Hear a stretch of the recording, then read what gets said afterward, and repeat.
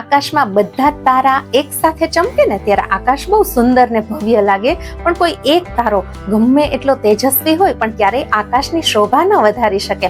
આપણા જીવનનું પણ કંઈક આવું છે. આજે આપણે સફળતાના શિખરે પહોંચ્યા, પણ જો કોઈનો સાથ ન હોય તો શું થાય? એક બોધ કથા દ્વારા જાણીએ.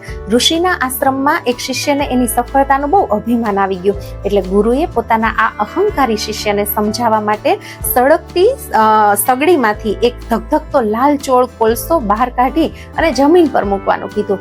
અને એ કોલસો સગડીની અંદર બાકીના કોલસાની સાથે રહીને બહુ ચમકતો હતો, પણ એકલો પડ્યો તો થોડીક જ મિનિટમાં ઓલવાઈ ગયો અને ઉપર કાળી રાખ થઈ ગઈ. એટલે ગુરુજીએ ફક્ત એટલું કીધું કે બેટા, જ્યાં સુધી તું આશ્રમમાં પરિવારમાં તારા સાથીઓની સાથે રહે છે ત્યાં સુધી જ આ તારું તેજ છે. જો તું એકલો પડીશ તો આ કોલસાની જેમ તું પણ ઓલવાઈ જઈશ. બસ આ જ આપણા જીવનનું સત્ય છે કે આપણી સફળતાની પાછળ આપણા પરિવારની પ્રાર્થના, મિત્રોનો સાથ અને સમાજનો સહકાર છે. અને આ બધાનો સાથ છે ને, એમાં જ આપણી શોભા છે.